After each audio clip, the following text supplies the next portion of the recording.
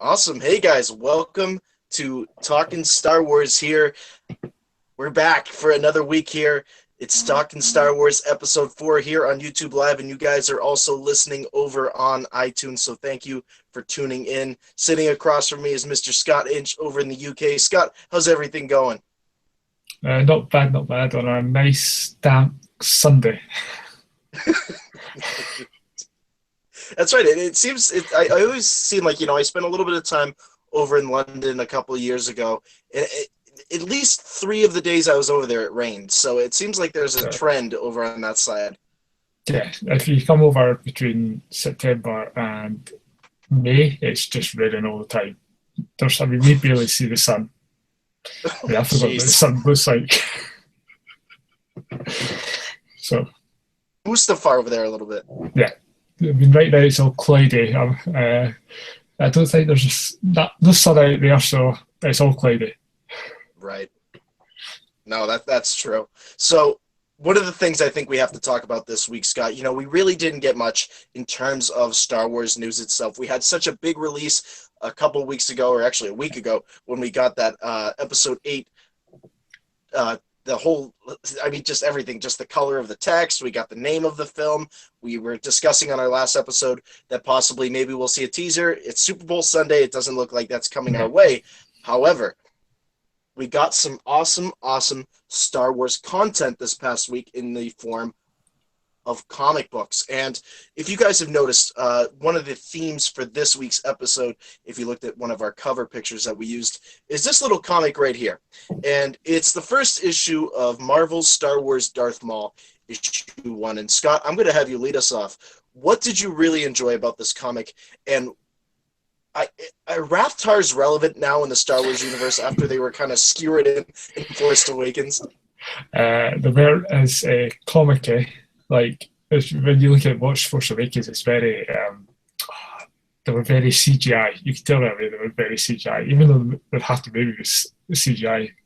But it was nice to actually see them on the planet instead of on Han's ship in Force Awakens. I love this comic. I absolutely loved this comic.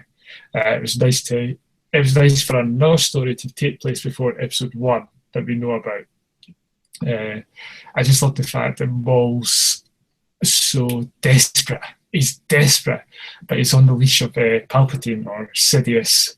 So he's just desperate wanting to attack the Jedi, but he's like, "You're going against my timeline. Don't be patient." So it even says it in the comic itself that the Sith operate in the shadows.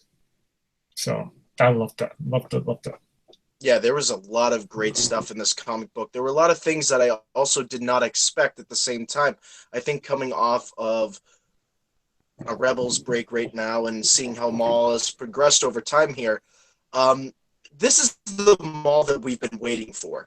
And I think it's so awesome that Star Wars has decided to now go back and finally tell this story. Of course, in Son of Dathomir, we got some backstory to Maul in some places, but they're exploring Maul in a very different way. And I don't know if it's because now we've seen him play out in the animated universe and maybe we are reintroduced to him in this new form, but also just to have him in a comic book once again. There were certain elements of Maul that we were introduced to in episode 1, but didn't go deep into. And now to have a comic where we're exploring those themes, I love that scene by scene breakdown where he's saying the anger, the frustration, the hatred that the Rathtar exposes itself to, Yeah. and connecting the Rathtar to himself and having to defeat it to be able to portray what he wants to accomplish. And like you said, Scott, which was beautifully said, you said that of Palpatine, and that pretty much sums up exactly what Maul is going through at this time. And I know that there's always the rule of 2 when it comes to Sith, but there's something about Maul and even his progression in Rebels. I'm curious to hear what you think on this. That Maul is neither, I don't know what it is. It has his own mission that he wants to accomplish. Yeah. But he's on the leash of Palpatine, and it's really holding him back from what he really wants to do, the kind of person he wants to become. I'm curious to hear what you think on that. And will we see that progression possibly in this comic, some backstory on that? Well, we've only got. I had to look to see how long this comic's going to be. It's only going to be a 4 or 5 issue arc, so whether we get enough story time to get that. I think we will see more of Maul doing what he wants. Like he kind of like Vader did in his comic. He did stuff that the Emperor didn't know about. So I think we'll see that in this comic where Maul will go and do his own mission. But like even at the end of this comic, he found out about a Jedi Padawan, and the Trade Federation guy was like, "Oh, information we could pass out to Palpatine," and he killed him before he could do it. So he's on his own mission, so Palpatine doesn't know what he's doing, and I think that's fantastic. It's another one of those wee hints of he's going to do his own side mission. Palpatine again doesn't know. It just harks back to Vader. So something that's patterned with Vader is now getting transferred over to Maul. Yeah, no, that's a really good point. Is that yeah, like you and I just remember that this is a limited release comic. We're only gonna get like 4 to 5 issues of this thing, and it's like I would love just like 10 or 15 comics just on Maul and the things that he's doing outside of it. But maybe they have some plans for him. Maybe I don't know if this is kind of a spoiler for what we're going to see in Rebels in some way. I don't know. I don't want to get into that, but one of the best things about the Star Wars universe and what we do, Scott, is we hypothesize and we break this down and we let the fans discuss it as well. So make sure if you guys are watching now, come into the comments section right now. Make sure to comment on this video and also make sure to do some awesome stuff across Twitter and Facebook and let us know what you think. But I'm just so curious to see whether Maul's story is dragged out or is explained in a different way after this 5 comic release. Maybe we're going to see it in another form, a novel of some sort. I don't know. I know they've tried to touch upon Maul's backstory. Yeah. I think we'll probably get... There's still that hidden history between Son of Dathomir and Twilight of the Apprentice, so we've got a gap there that we could probably get filled in. So I think there's going to be something in between that area. We still don't know what's going to happen. I think he's going to get killed off at the end of this season of Rebels. I think the storyline can only go so far. He's after Kenobi. It's only so far he can go, and because after he's not even heard of after A New Hope or anything else after that. So I don't think we won't get anything after Rebels of Maul, but I think we'll get more stories in between episodes, Son of Dathomir and Twilight of the Apprentice. Whether it's a book, comic, who knows, even a movie. I would love to see a movie, but you'd have to get the same actor that played him in episode 1, which I don't think might work, might not, who knows. But I think it'll be either a book or a comic, and I prefer to have it as a book because you can get more detail in a book. And you can also do like a trilogy in a book as well. Yeah, that would be really cool, actually, to see maybe even that. I like that gap right there between Son of Dathomir and Twilight of the Apprentice, some backstory even in there to connect all forms of the canon here. That makes a lot of sense in the long run if we want to connect all this canon content. As you know, Scott, it's so important to connect each piece of canon content to something to make this universe appear as a whole the entire time. Of course, I'm sitting right in front of this comic right here, and I'm looking at the line where it says, "My master has his secrets, so too I have mine. This Padawan, a student of everything I have come to loathe, awaits liberation. Surely it will not be long before the Jedi stage a rescue operation of their own, but they will be too late." A Padawan of some sort? Now, I know I've been talking with Sean and Brian and some of the others about who this possible Padawan could be, Scott. What are you thinking? Is this somebody new? Is this somebody we know? I think this is somebody new. I had Ahsoka in my mind, but I don't think it's her. That'd be too obvious. Could it be someone we know? Possibly, but I'd rather go for a new character, someone we haven't met before, someone who's seen Maul but got killed before she even got a chance to tell the Jedi about him. So I'd preferably go with that. A new character, somebody new we can sink our teeth into, somebody who might sway to the dark side, who might not. That's interesting because Sean and I, of course, Sean from the podcast, my co-host on the podcast, he and I have been talking a lot about, we actually, when we went to the comic store to pick up this issue, I was like, dude, we're not leaving this store until we read the comic and we start discussing this thing. And we sat there in my Volkswagen and we were reading it together. We were like, look at this scene. Let's break this thing down as we go. Of these comics and some of the characters and the inclusion of possible other characters coming into it. And we were both sitting there and we were hypothesizing, is it Kanan? No, it wouldn't make sense because there's too much of an imbalance in terms of the timelines and everything. Could it be Ahsoka? Yeah, but she's going to be a little bit younger at this point. It'd be kind of hard to possibly a Barra Sophia or another character that has been involved we see play out in Attack of the Clones. Maybe, but again, I think you're on a great point here, Scott, that this is probably going to be a new Padawan learner that maybe does turn to the dark side, that hides in the shadows the entire time. Yeah, there is the rule of two, but like Asajj Ventress, if we're going to go into some of the other forms of canon, she was hiding in the depths of whatever was happening within the Sith at that time and whatever was happening in terms of the Force at that time. So could this be possibly somebody else hiding within the Force and within the dark side? Yeah, it probably could be, and I think it would be awesome to explore Maul's relationship with whoever this could be. Whether he ends up winning this bid or whatever else, I don't know. But I think it's interesting that the Trade Federation even has an interest in who this Padawan could possibly be. Yeah, and I would love to see how all that plays out as well. But they got, as you spoiler for the end of the comic, they did get killed. So the leader of that. So whether the Trade Federation come and arrive and find out, and then the Trade Federation somehow has some interaction with Maul, who knows? I mean, we know it was in this comic, even in episode 1, but we know that Palpatine was working with the Trade Federation in this comic. In a kind of funny way, they were doing their illegal stuff throughout the comic that the Senate didn't know about. So it was quite interesting that we saw that as well as like it wasn't just separate to episode 1, it was actually they've actually been doing it for a while. So that was a nice wee bit of backstory there. But yeah, whether the Trade Federation come into this even more, it's a wait to see, but I hope so. It just make it a nice more dynamic in the story. And I'm almost tempted to tie in what we're seeing with the Maul comic here with one of my personal favorites, of course, the Vader comics. I'm starting to read into Maul a little bit in the same way where, like you said, Scott, this Padawan could be somebody new that we haven't been introduced to, but it could be also one of Palpatine's little tricks that he wants to play, a test for Maul in a way. Yeah, this is a Padawan learner, but it's also somebody who's also been working in the shadows with me to prepare some of the agents of the dark that I have been raising. And, kind of like what we see with Vader, he goes through these trials, full Sith Lord that he is.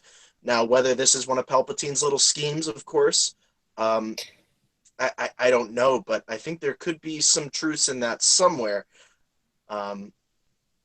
I don't know. Palpatine he just lurks in the shadows, and he just throws everything from the book out at these guys. Yeah. And I just kind of feel bad for them at times. It's like, when am I going to be done testing? It's like a really bad SAT test. Yeah. When is this just going to end? It probably will never end for him. I mean, I would love to see more of Palpatine. I'd love to see more of the backstory of Palpatine. I know we have Darth Plagueis, and that's no longer canon, or it's part of Legends now, but I'd love to see about more. I know Maul was in that book a wee bit, because that's was obviously, what do you call him? Oh, what was Sidious's Plagueis? That's what I was thinking of. Plagueis was there. Plagueis, Yeah, so he was in that book as well, and Palpatine was kind of probably doing his own kind of shadowy, but I want to see more Palpatine, and I'd love to see what role he is playing in this comic as well, other than just like test him all. He's got to come in and go, now you're ready. And I'm hoping this comic will lead right into episode 1 as well.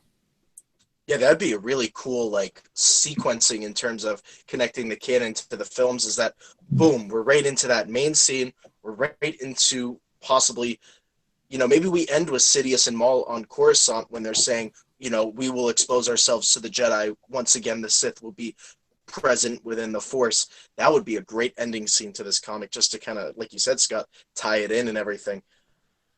All right, let's play a little bit of game. This little game that we like to play here at the Podcast Network. Over under. We like to do it here on Talking Star Wars all the time. I'm going to set the percentage at 45%, Scott. Okay, I know I used that in the past here when we talked about the title text and possibly seeing certain things. 45% over under that we see an interaction between Maul and Palpatine, of course, but that Palpatine mentions Darth Plagueis like he did to Anakin in Revenge of the Sith. What do you think the chances are, over under 45%, that we hear mention of Plagueis possibly? Under by 20%. Just laying it right there. Yeah, 20%. That's it. Under 45%. So 20%. I would probably say we might get a mention of Plagueis because it's more a Maul storyline than it is a Palpatine storyline. Because I think that would probably show up in either a brand new canon book about Plagueis or a Palpatine comic, and he might mention it there. I think that's what you'll see here, Plagueis, but I don't think you'll see it in Maul. I don't think you'll read it in Maul, actually. Wow, I didn't even think about there being a chance of even a Palpatine comic at some point. That's an interesting concept. Yeah, I would probably say 95% if you're talking about a Palpatine comic that Plagueis is mentioned in that. I mean, that's a no-brainer. I'm under 45% as well, but I'm sitting right at 40% because I think that, again, the story arc goes, it's a Maul comic. Yeah. I understand that, and that totally makes sense because this is Maul's story. It's what we wanted. Is known for referencing certain things, and he's known for trying to connect, past Sith Lords and whatever else to the message that he wants to convey at the same time. Maybe it's an interaction between him and Maul that says, you're never going to be as strong as Darth Plagueis if you don't do this. You're never going to be as strong as me if you don't do this. Maybe that conversation happens. That's why I'm putting it 40%. Because would I personally like to even just see the words Darth and Plagueis in a comic? Absolutely. It's oh yeah, it would be a no-brainer at that point. Yeah. But I think it's definitely under 45%. But I think we have to keep it within the realm of possibility of happening. As it's like that with the Star Wars universe anyway. We have to keep everything in the realm of possibility, in terms of everything that happens. So Scott, I think probably the next couple comics I really want to dig into here, because this is really our canon content show, of course, with not much Star Wars news, all of you tuning in. There's just so much going on this past week with the comics and everything that I think is so worth discussing and everything. So there's Star Wars issue 27 and 28. Now, I think we have to start with 27 because it's just that opening page when we see that Luke is going through the journals. The spoilers, if you haven't read the comic yet or anything. We see Luke sitting there reading Ben Kenobi's old journal. Yeah. And it has a lot of stories about Yoda and everything. Now, the Luke that we see in that picture is a little more clearer to us in terms of the Luke that we begin to see as we progress into these new films and everything. So it's kind of nice to have that little story arc right there, like that little teaser, like, Luke's just getting a little bit older here. And he's starting to finally go through all these past records of the Jedi and Yoda. What a story arc we're going to be following with Yoda. I mean, just in between 27 and 28, there's just so much that Yoda did outside of the cinematic universe and even Clone Wars and everything that is just so fascinating, Scott. Yeah, I loved this Yoda arc. It kind of takes you back to Star Wars, the Clone Wars, the Lost season, where we saw Yoda on his own wee journey. Was it 3 or 4 episodes? I can't remember if it was 3 or 4 episodes, where he went to find out how to live beyond death after, as you saw when he became a Force Ghost in episode 6 of Jedi. But yeah, it was quite nice that he went to this planet. He could feel it far away because he had, in the first bit of the arc, we had Obi-Wan and Qui-Gon. So we kind of got an old... it was nice to see Qui-Gon back in the comic. It was kind of just back in canon, really. But it was like he could sense something, and Qui-Gon and Obi-Wan were going to go with him, but he was like, no, this is something I must do myself. He goes into a planet just full of children, and the children are very hostile towards him, and they start throwing rocks and knocking him out and then tying him up. And then we end with, which I'm quite surprised Yoda will let them do that, but Yoda's like someone who thinks. He doesn't go reeling into a situation fighting. He try to talk about it. He try to like use the Force. He's always learning, and this is what these stories are about. He's continually learning about what's out there about the Force, and how issue 28 ends is the big blue creature inside that mountain. I'm quite curious what that is. Yeah, I mean that's just yeah. The ending to I'm speechless first of all, because there's just so much going on, and I mean I don't want to be like Palpatine and said it has been foreseen, but there seems to be a trend here. Yeah. Rogue One, Episode 8, again away from the Jedi, but looking at the Force as a whole, which I think is so important for this universe, because we've had so much exposure to Jedi. We see it even in Rebels, which of course we talked about a little bit last time.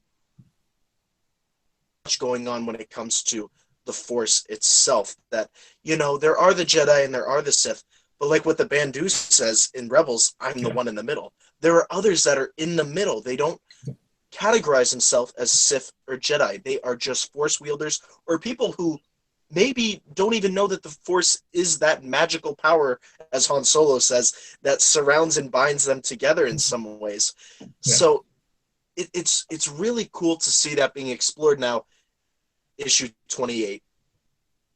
I'm starting to wonder, you know, it just seems like it's going down a Kyber crystal type path, that whatever this planet they're on, I'm starting to wonder if there's a Jedi connection there somewhere.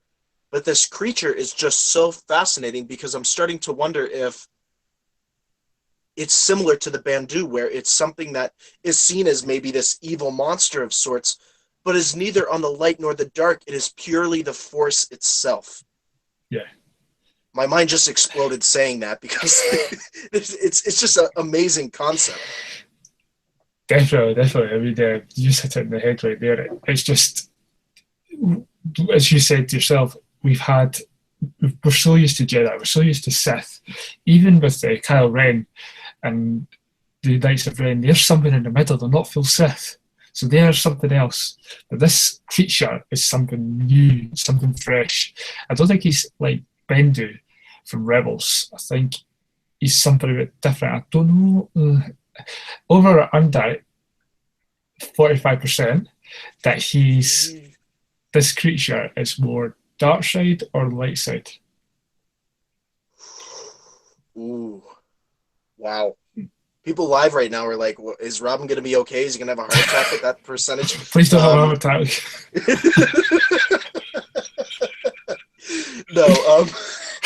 No, I think if you're going to set it, either a light side or a dark side,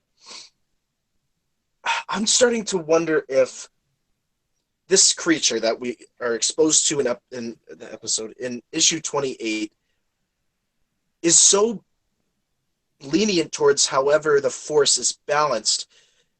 At this time, if we're talking about whether obviously at this time the Force is out of balance at this time, so I'm starting to wonder if this creature leans more towards than it does the light. The first thing I thought about actually was when it had a Lord of the Rings feel to it. When Yoda sees the creature and everything, I'm kind of like, I wonder if that's like a little bit of a nod at a certain scene from Lord of the Rings. I don't know, but I'm starting to think 60% that it's probably leaning towards the dark side more than the light, Scott. I don't know. Yeah. I'm starting to feel that you're maybe on the same track as that. I don't know. I don't know. I'm going to go 46% of it's maybe light. Ooh. And 47% that it's dark. Because this is Yoda learning. what he's learning in this issue, in this arc, we don't know. We'll find out in episode, in issue. I keep saying episodes for this as well now. It's not, but issue 29 is we'll find out more about this creature, and I don't want it to be dark. I'd like it to be light, but we've got Bendu, who's more in that light area. So it'd be nice for Yoda to go up to something dark, so that this is him kind of getting a wee bit more ready for what's coming in episodes 1, episode 2. So he's prepared, because he said himself he wasn't prepared really for what was coming in episodes 2 and the prequels. Really, the Jedi were quite late in dealing with what was coming in the prequels. So maybe this is Yoda trying to be training for this, to be prepared for what's coming in the prequels. That's interesting. It's almost like Yoda maybe had foreseen some major changes coming to the Jedi Order, so he had to go on this journey to prepare himself. Yet at the same time, of course, he says in the prequels that the Jedi have been clouded by everything happening in terms of this rise of the Sith once again. So I think it's so fascinating, and I think, again, issue 28 heading into issue 29 is going to explore the Force as a whole, neither dark nor light. But I think this creature could be, I mean, it's hard not to have a Star Wars comic and not talk about either a Sith or a Jedi. It's hard, because that's what the Star Wars fans have been so used to for so many years. And it's hard to make that transition, and even in canon content, some kind of ums and ahs, and, well, how does this play into, Scott, that's just how it works with some Star Wars fans. But it's going to be curious to see when we get to issue 29 what this creature is, what their connection to the Force is, and how does Yoda, of course, he is, like you said, Scott, he's learning along the way here. Maybe it exposes something to him. Maybe it says something. Maybe it's foreseeing something itself and is warning Yoda. I mean, that would be kind of cool, like a warning shot to Yoda that, there's some major changes coming in the Force, and you have to prepare yourself for that. So, because the other Jedi weren't really prepared.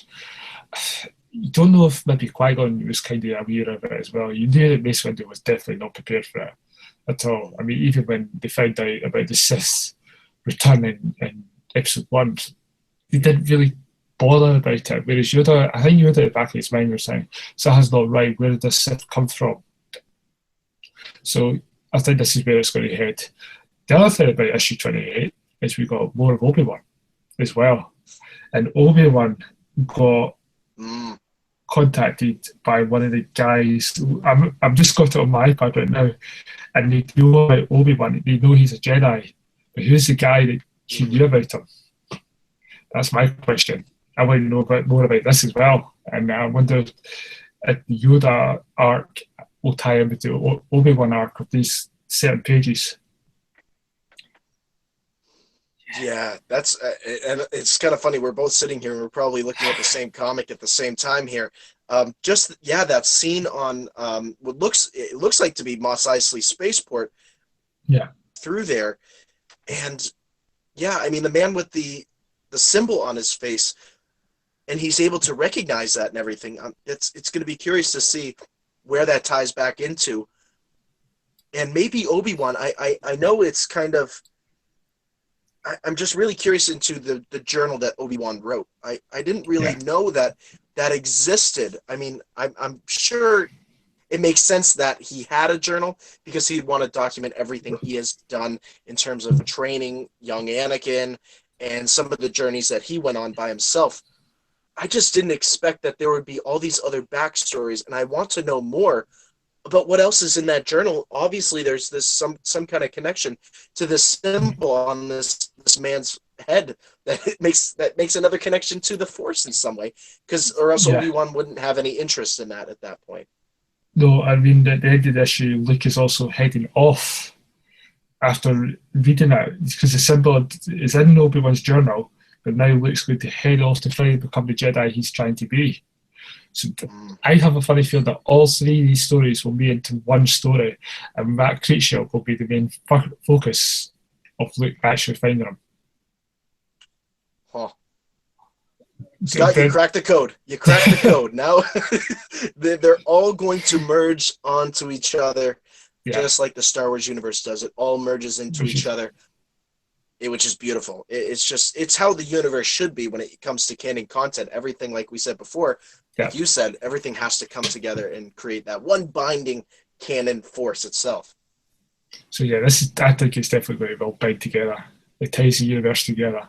So yeah, who knows? I might be wrong. I might be wrong, but I think it will all tie itself together. And I just love seeing Yoda again. Anything that's got Yoda in it, like Rebels, the comics, even just appearing in the only canon novels really in the prequel era, which is the Dark Disciple book. Yoda appearing in that. Anything more Yoda, I want to see. I would get a bit more. I don't think you'll find out which species he is. You won't find anything like that. But I don't want to Yoda standalone prequel story about where he came from. Or that. I don't want that.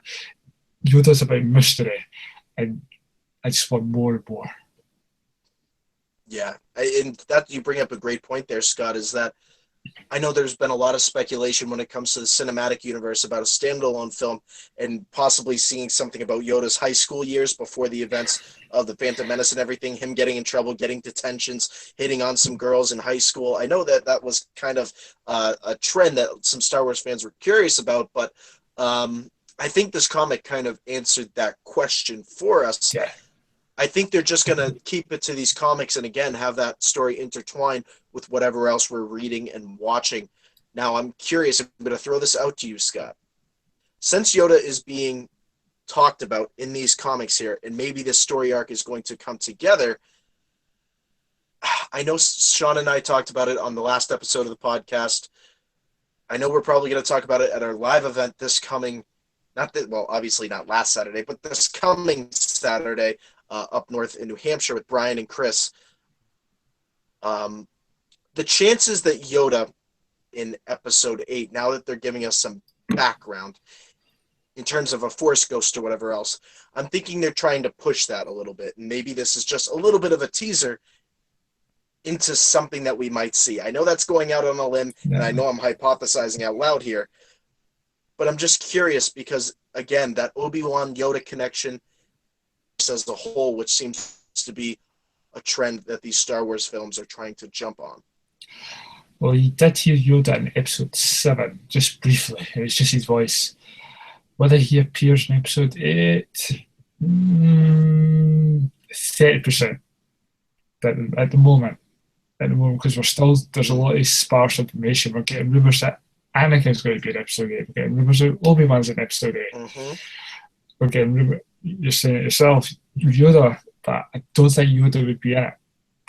I've heard that rumor before last year at some point, but I don't think Yoda's going to be in episode 8.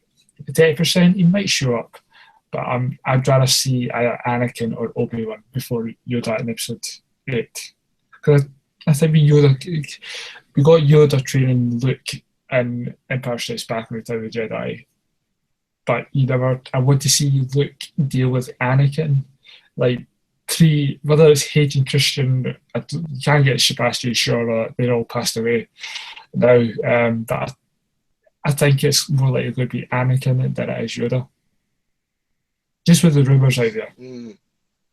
Yeah, that's a really good point. And that ties in beautifully into my next question is that, we had this awesome Star Wars canon content come out this week in terms of the comics, but one of the things that they brought up on Collider Jedi Council that I think we do have to talk about as watchers of Collider Jedi Council and Christian Harloff and everybody over there at Collider Studios, they brought up a really good point, and a fan brought this up on Twitter, which is great because it's so cool to connect with all these fans across the universe on Twitter, on Facebook, and everywhere, and to get their ideas too. So Scott and I are going to break it down right now live for you guys. If you're listening on iTunes, prepare, because here it comes. They're appearing as a Force ghost in episode 8. I'm starting to get behind this now. It's starting to make a lot of sense, like you just said, Scott, that Luke-Anakin interaction. Just, obviously Anakin says at the end of Return of the Jedi, he's like, you're right. Well, what more can that turn into? What specifically, we know what Luke was technically right about his father, but I'd like to see Anakin explain that to Luke and to have Rey present for that as well, because history and lore right there playing out in front of her. Yeah. Two of the most powerful Jedi ever to exist in the Star Wars universe, and Rey would have a front row seat to that. It's like almost seeing Bruce Springsteen perform live in some ways. You get a front row seat to a great concert with two great performers on stage. I know that's a little bit of a weird tie-in, but it's Super Bowl. They're gonna have the halftime show this later on today. I just thought maybe call back. But anyway, just the Anakin Luke interaction in Episode 8 would be so fascinating, and to see Hayden Christensen and Mark Hamill talk to each other on screen would be kind of cool in that form. Yeah, definitely. It would be quite nice. I think Ray would be kind of a bit shocked to see a Force Ghost. She might freak out a wee bit. I don't know. I don't think so. I mean, we kind of got freaked out when we saw Force Ghost for the first time. Whenever we saw Star Wars for the first time, it's like, he's dead. How did he come back? But it's but sci-fi, anything can happen. Well, Force Ghost. Maybe, yeah, I think so. Definitely, I think we will get to see these powerful Jedi. And you said, I think when you're saying how Anakin said to Luke, like, you were right about me, tell your sister you were right. I think he was talking about how there was still good in him left. So I don't think we need that's explained much, but I think it will get explained more. There's be something else different in Episode 8, but I think Anakin will help Luke train Rey, because Anakin won't want to fall have Rey fall to the dark side, like he did, and be manipulated. He won't, and this was brought up as well on the Twitter and YouTube as well, about how will Anakin help Kylo Ren not become that full Sith Lord, or will Anakin not show up in Episode 9, because we haven't got Carrie Fisher, who would have been in Episode 9, and Han's dead in Episode 7. Will Anakin be the one to come in and kind of save Kylo Ren in a Force Ghost kind of way?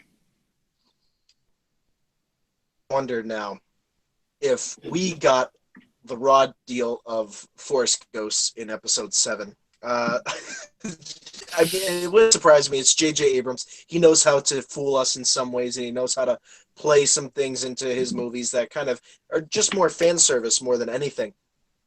Now, if hearing Obi-Wan and hearing Yoda, obviously who had a connection to Anakin in many, many ways, I'm starting to wonder if they weren't teasing Yoda and Obi-Wan. They were teasing Anakin more than anybody else. That, yeah, their voices are important, but Anakin is going to be the voice of the progression of Rey, is going to be about what he went through, and really to be, I'm sorry to say this, a father figure to Luke, even as a Force Ghost. Maybe that could be, maybe it could end up being like the Brady Bunch of Force Ghosts. I don't know. That'd be kind of interesting. So you have the father, you have the mother, you have I don't know. Obviously, Padme's not connected to the Force. I could just hear the song playing right now. Here's the story. There you go, ABC. There's your television show for Star Wars. But it's going to be curious. I totally believe now that include Anakin in Episode 8, like you said, Scott. Maybe if he doesn't go down the route of Luke and Rey, it's really trying to, take Kylo Ren and Ben Solo and say, listen, I know you're worshiping me and everything, and I'm your grandfather, but dude, I went down this path and it did not lead to the kind of outcome that I wanted. And maybe he's going to play a major role into that in the story arc of Kylo Ren, or maybe he plays into both story arcs in some way. I don't know. It would be really cool to see that kind of intertwined, and even to see, I know with Carrie Fisher gone and everything, sadly, Luke and Carrie discussing their father. Yeah. And of course, Carrie and as Princess Leia is one with the Force in that way, and maybe she's able to see this Force Ghost at the same time. I don't know. That'd be kind of cool to see Princess Leia and Luke as son and daughter looking upon their father. I mean, that would be almost chilling in some ways.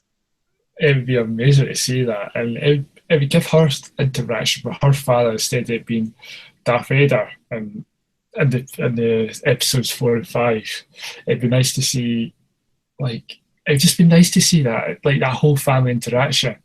I don't think that, deciding about what happened equals with Anakin, but I would just love to see that. I'd love to see Luke and Leia interact with Anakin Force Ghosts and seeing if he can help. I mean, he can. Obi-Wan did say to Luke that he couldn't interfere when he was dealing with Darth Vader. What he did was he had to do it on his own. So he spoke to Luke, but I think Anakin could kind of do the same kind of approach to Kylo Ren. But it'd be nice to have that interaction with Luke and Leia to see if how he could pass on his wisdom to them to try and save Kylo Ren or Ben Solo. And as Kathleen Kennedy said, I mentioned this on the past episode, and Scott, you had mentioned to it before. Kathleen Kennedy came right out and said, "This is the Skywalker saga." So does it Luke, Leia, and then finally Anakin play into this if it's going to be a family style thing? Yeah, it totally makes sense that for the Skywalker saga and to end this story heading into episode 9, if we're going to continue into 10, 11, and 12 later on down the road, if you want to end it, I think you do have to put Anakin in there somewhere just to tie the knot on the Skywalker family and everything. And I think, again, like you said it beautifully. Ben Solo, of course, is a Skywalker in many, many ways. He has Skywalker blood in him. Just to see that arc as well, it'll be very curious to see. And I think that there's a lot of progression when it comes to including all the Skywalkers all together, finishing up into episode 9. But it's going to be great to see all this stuff come out, Scott, and to see as we move closer to episode 8, all the story arcs and spoilers. I'm kidding. We don't get into spoilers, really. I don't want to touch that stuff heading into this one. No, I don't. No, I don't want to see spoilers. I mean, if I hear it, but I won't discuss it unless somebody else wants to discuss it. I'd rather talk about just like what we see in the trailers, pictures, and theorize through that, because then that's where you start making up your own mind, own judgments. Even we see all the stuff in episode 7 trailers, we were kind of like, oh, what's happening there? Well, maybe that happens. Maybe that happens. But no, spoilers. I just want to kind of keep away from them as best I can. I didn't really see much spoilers for episode 7. No, there really weren't. There weren't that many out there at all. I think we were just kind of creating our own story at that time. And I feel like episode 8 and even episode 9, it's going to be similar, where we see pictures and set pieces and we start getting names for characters and everything. And then we kind of start building our own little story, which makes it great, because then you go into the theater and you see the real story play out and you're just blown away because it's not what you thought it was. And maybe if you did get a spoiler, it's usually pretty minor compared to the rest of the story because you get something else in there. But it's going to be great to see what happens as we move closer to episode 8. Of course, here at the Brick City Blockade Podcast Network, we are spoiler-free. If we do post something, we put spoiler right across the side of it, and you don't have to open it. We don't pay you to open it. We don't do anything like that. So you guys can go over to the Brick City Blockade online, the blog page, check that out. Also, make sure to check out Mr. Scott Inch here on social media. Scott, where can the good people find you? You can find me on Facebook at Scott Inch, or at Twitter, I have to think about that, at Scott Inch 85. And maybe a wee show that Brian and I are kind of developing just for a 25-minute episode of some toys that I'm quite a fan of, and Brian's kind of was hesitant about doing, but we've got something coming up, but we don't want to spoil it too much. Yeah, that's right. That's right. Exactly. We are not spoilers here at the Podcast Network. Some possible thing that Scott Inch will also be a part of. Make sure to check that out. I'm really excited for that, and I cannot wait to get my hands and start marketing that thing under the Podcast Network. It's going to be so cool. So you guys can check out Scott Inch over on Twitter, on Facebook. Make sure to send him that friend request. Always cool to talk Star Wars with him. I'm Robin Vogt from the Brick City Blockade Star Wars podcast. We're gonna have a new episode coming out very, very soon. So make sure to check that out. Make sure to check out Talkin Star Wars on iTunes Everything's over there. You can listen to it. You can follow me on Twitter at Mr. Vogt Tweets. Send me that friend request over on Facebook. And make sure to like the official Brick City Blockade page over on Facebook. So thank you guys for tuning into another week of Star Wars, Mr. Scott Inch. You as well, and I look forward to next time. It's going to be great. May the Force be with you guys. Always.